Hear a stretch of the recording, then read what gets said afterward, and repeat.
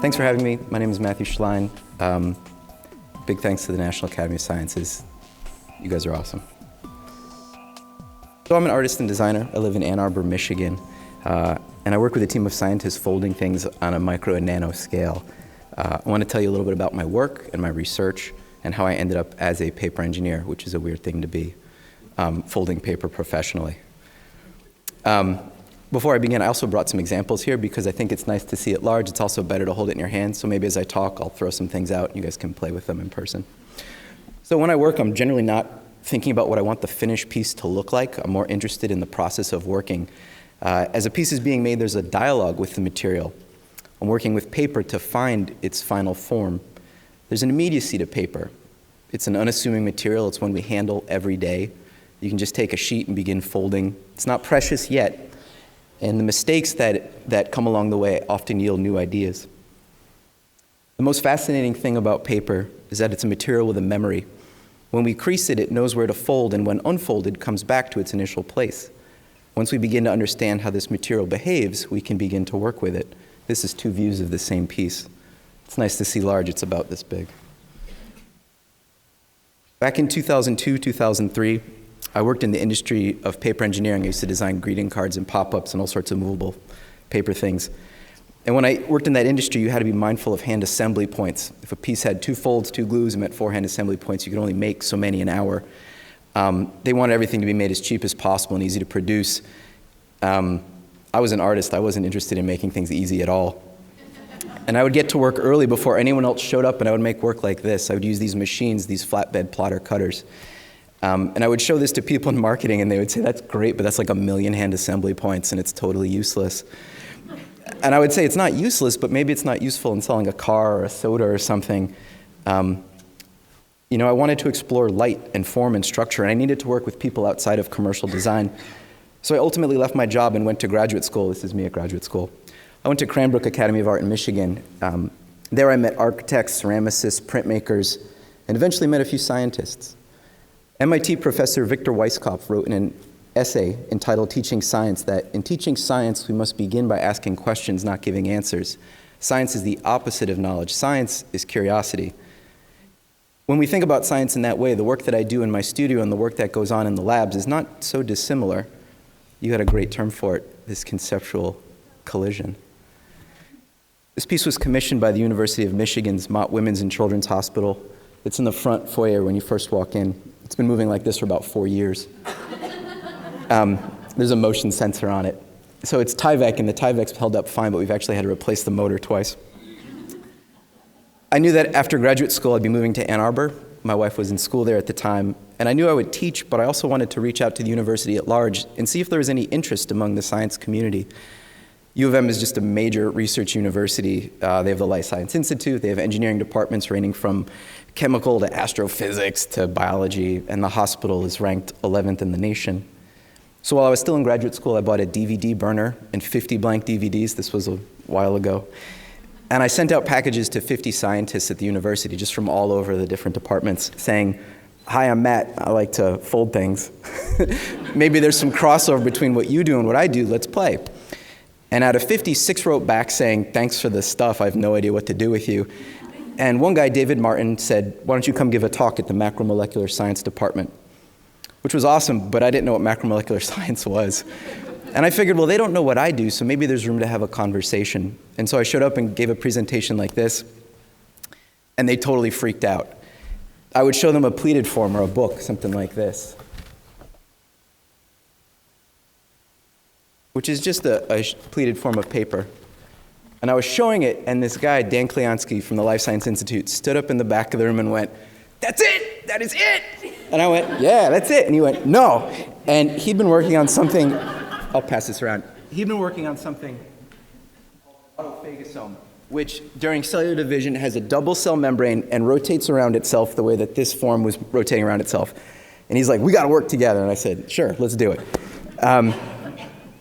So at first, we used paper as a tool to illustrate scientific principles, show how this thing moved. And he'd been trying for 15 years to illustrate how he saw it moving, but through a video or through paintings, it's hard to understand that motion. If it's in paper and in your hand, you get it. So at first it was used to illustrate science, and then it became used as a research tool. I had a position as a visiting research scholar at U of M, which is a really fancy way of saying volunteer, for about 7 years. But the last 4 of that, myself and a team of scientists were awarded a $2 million grant from the National Science Foundation, which we just wrapped up, and now we can show what we've been working on. Thank you. Okay, so I'm not going to introduce everyone, but this is the team I worked with, and I apologize for these slides. I stole them from one of the scientists, so they're pretty busy and nerdy, but I'm going to try to make it understandable. So this is the team. They're doing everything from photovoltaics to self-assembly to growing carbon nanotubes. They're awesome. So let me try to make this understandable. The first project we took on was creating flexible solar cells.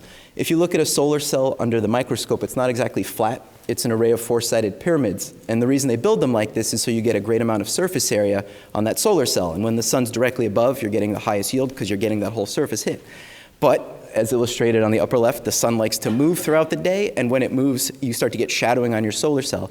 They do make some solar cells that are heliotropic and follow the sun like a sunflower, but if they break down, you just have a flat solar panel. So we were thinking, can we use paper folding to decrease some of this shadowing and to follow the sun? Yes, of course you can. So these are some of the structures we use. That's the flattened version up top. Here's an illustration of the sun, and when you stretch these forms, they actually tilt, and depending on the spacing of the cuts and how much you stretch it, you can actually get it to track the sun pretty accurately. This is an example of a solar array on the top, on the bottom, the paper model I made. You can see the overlapping length of the cuts dictate how much this thing is going to turn and rise. This is the Kapton model in the lab. It says the feature angle can be tuned as a function of axial strain, which is science speak for you stretch it and it tilts. Here's some math that proves it. I'm not a math person. This is the gallium arsenide solar cell in the lab. This works and collects sunlight. This chart on the right shows that when the sun is at a 70-degree angle with our technology, you get 150% higher yield. We just got a patent on this, and someday it will put my daughter through college. Well, hopefully, we'll see. We can also scale this same technology down to the micro and nano scale. Here it is out of graphene. It's now a stretchable material. This could be used to increase battery life. It could be used as a filtration device at certain length scales. We've really just begun to scratch the surface. Of course, there are alternative patterns, other ways of cutting it. Some of them behave in unexpected ways. There are these forms called auxetic structures, which as you stretch them, they actually expand in the opposite axis instead of constricting. So think of like stretched fabric. As you stretch it, it gets smaller. Well, auxetics do the opposite. And they're useful for a number of things. They can direct flow, they can absorb shock and impact. They're good at a lot of different length scales. Some that become these like wave patterns. There's a few in the show. Some that we don't know what to do with yet, which is exciting for me. There's a lot left to discover. This is an image from a scanning electron microscope, and when Terry sent me this, I just about passed out. When I first began collaborating with the scientists, I would be worried that they would be results-driven and not willing to play with me. And I found the opposite to be the case. The work being done on this cutting edge is often unknown, and they're willing to take a chance or a risk. When nothing is known, anything is possible. This was my thesis piece at Cranbrook in 2006. It was called Misfold. It was 13 feet tall and robotic. It had a Power Windows motor operating a Lego's Mindstorm brain. The two forms moved in syncopation with each other as you approached it. This is how it moved in the gallery.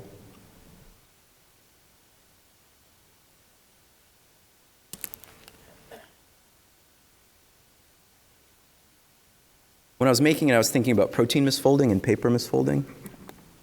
Protein misfolding, like we heard, is the root cause of things like cystic fibrosis, Parkinson's, Alzheimer's.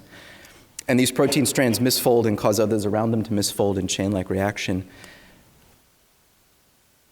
And if we can understand how they start to work, we can send in inhibitors or things to maybe stop or contain that motion somehow.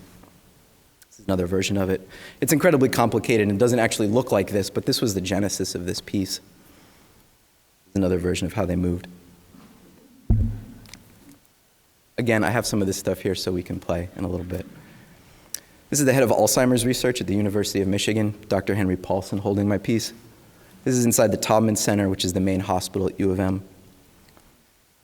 So thinking about the future of paper folding in science, I think we need to look backwards at the past.